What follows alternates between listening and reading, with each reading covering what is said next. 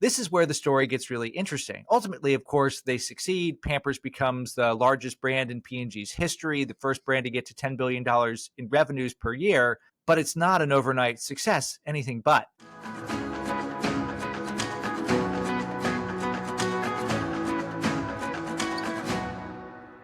So 1954, P&G taps Vic Mills on the shoulder. Vic Mills at the time is a very decorated scientist. He's 58 years old, and he's asked to lead a new division to go and pioneer, to go into new markets for P&G. 2 years later, Vic Mills taps Bob Duncan on the shoulder and says, as a new grandfather, Vic Mills said this, I've now seen a real pain point in the world. 90% of US households have at least one disposable diaper at the time, but they only make up 1% of diaper changes, nappy changes, depending on what country you're from.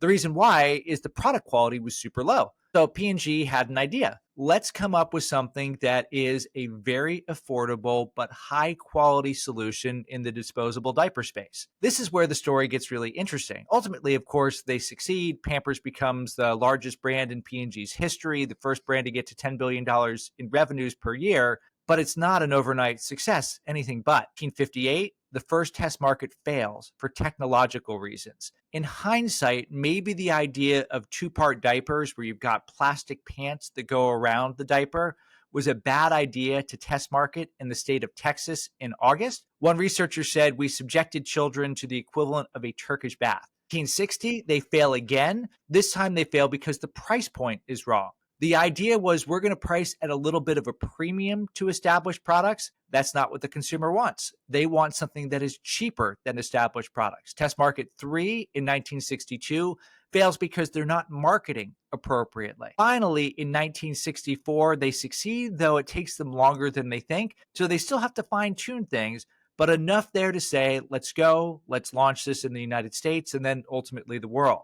The thing that this teaches me is that one of the key things to succeed with disruption is to be patient, to recognize that there are not overnight successes. We think the world is moving faster than ever before, and there's a lot of truth to that, but still, success takes longer than people think. We were talking about OpenAI a little bit before. 2022 was the first year of commercial operations and the 66th year of work on artificial intelligence. That work began in 1956 at a conference here at Dartmouth College. We see the tail end and we think it happened in an instant, but that's not the way innovation works. It requires patience, it requires persistence, it requires overcoming false steps, fumbles, and yes, failures on the way to success. And that's what I learned from the Pampers study. I also appreciate the fact that my editor gave that chapter, I think the best chapter name of all the chapters, Crap was the title of the chapter.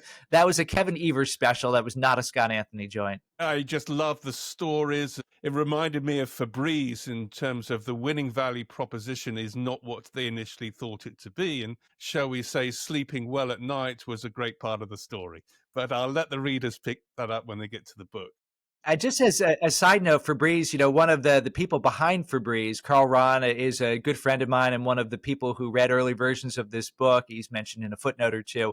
So he was the head of R&D for the fabric and home care division when Febreze was launched, rebooting P&G as a candle company back to its origins. But the stories that Carl would tell about the unanticipated, that was one of his lessons that life repeatedly taught him. The way he described it to me once is when I'm a researcher, what I'm always looking for is the point off the line.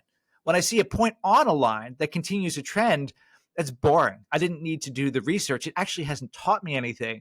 When I see something that doesn't fit, the anomaly, maybe there's a completely different dimension that I hadn't seen. That's an opportunity to reframe, to reimagine, to disrupt. Trying to find the thing that doesn't fit, that's what can lead us in interesting directions. Thank you so much for watching this short video from Arcaro Insights. If you would like to watch the whole podcast, please click on the link on the screen.